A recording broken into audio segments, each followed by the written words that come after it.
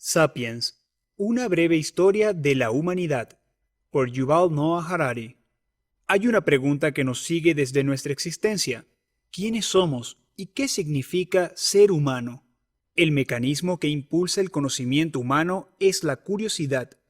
El historiador israelí Yuval Noah Harari reúne ideas de la ciencia y las humanidades para responder a la curiosidad de lo que significa ser humano con su libro Sapiens, una breve historia de la humanidad. El libro se basa en conocimientos de biología, antropología, paleontología y economía. El autor explora cómo nuestra historia cultural ha dado forma a nuestras sociedades humanas y por qué nos involucramos en ciertos comportamientos de la manera en que lo hacemos. El libro cubre sociología, historia, antropología, biología y más. Pero es mucho más complejo que eso. Cuenta la historia de cómo el Homo sapiens llegó a ser la especie dominante en la Tierra, desde la evolución hasta nuestros días. Este es un intento ambicioso de capturar las complejidades de la existencia humana, todo explicado con detalle. Como muestra el libro, la historia de la humanidad ha sido modelada por tres grandes revoluciones. En primer lugar, estaba la revolución cognitiva, que ocurrió hace más de 70.000 años.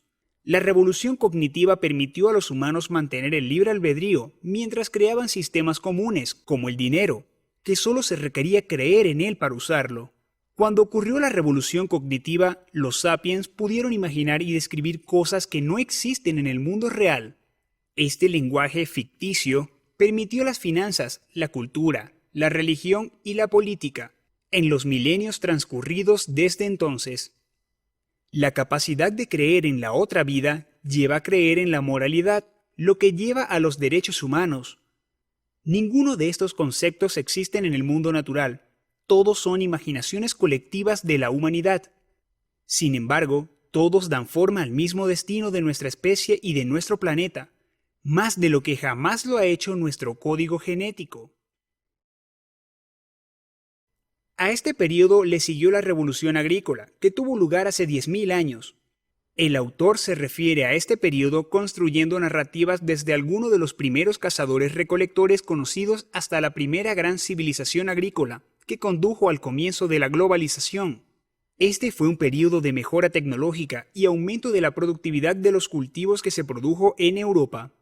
Durante este periodo, los sapiens desarrollan e implementaron importantes inventos que estimularon un cambio en la producción agrícola y, por lo tanto, mejoraron nuestros estándares de vida. Por último, la revolución científica adelantó el periodo en el que los humanos hicieron la transición a un enfoque científico y fáctico de la vida. Según el libro, este periodo comenzó hace 500 años y está mejorando constantemente.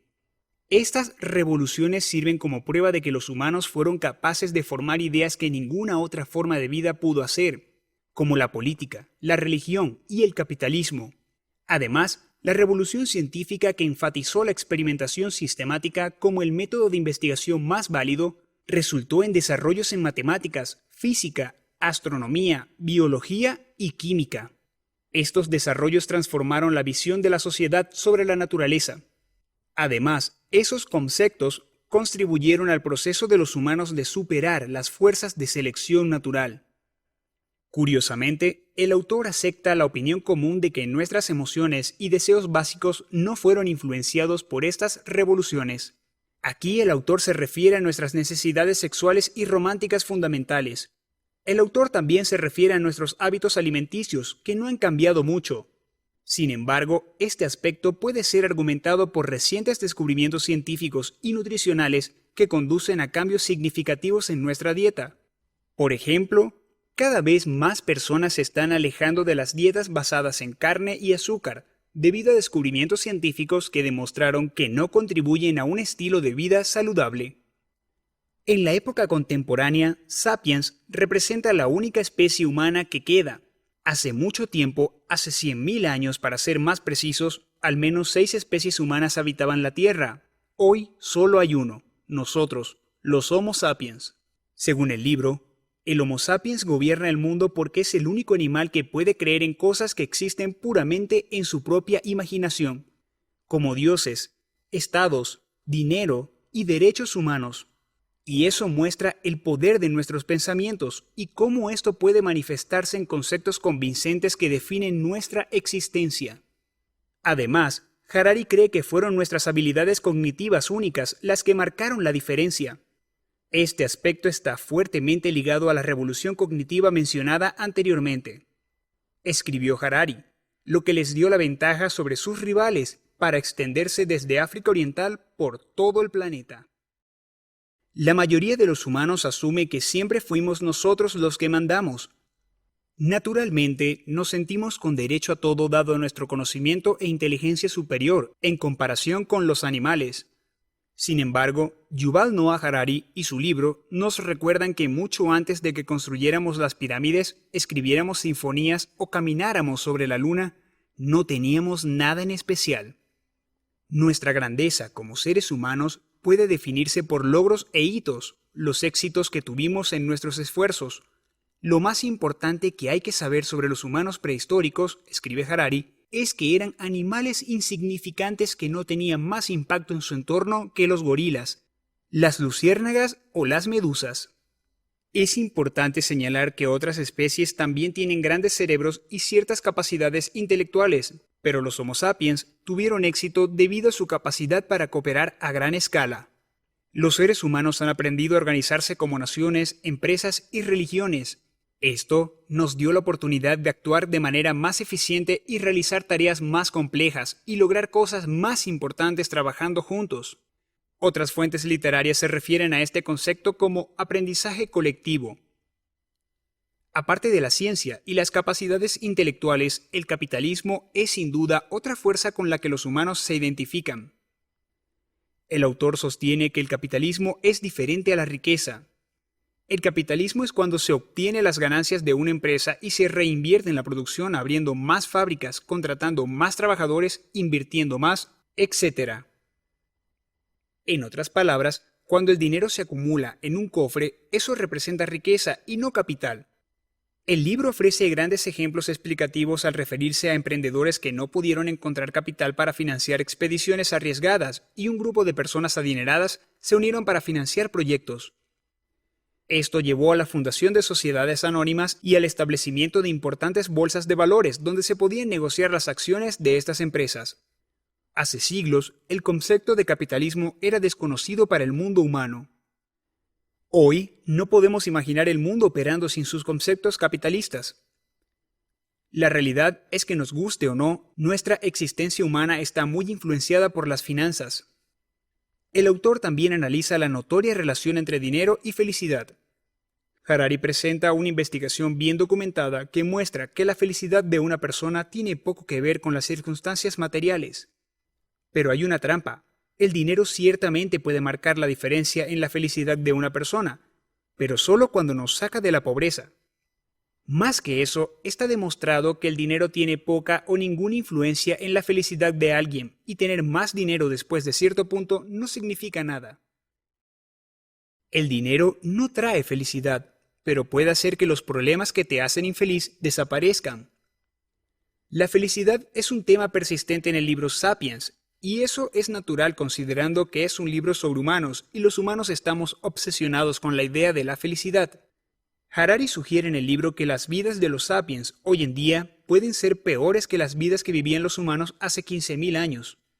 Sin embargo, este argumento parece absurdo, considerando la comodidad, las capacidades tecnológicas y los descubrimientos médicos, solo por nombrar algunos, de los que podemos disfrutar en nuestros tiempos actuales y que están facilitando una vida más fácil y feliz.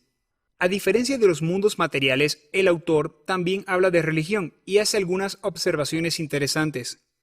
Continúa explicando el concepto de dualismo y monoísmo.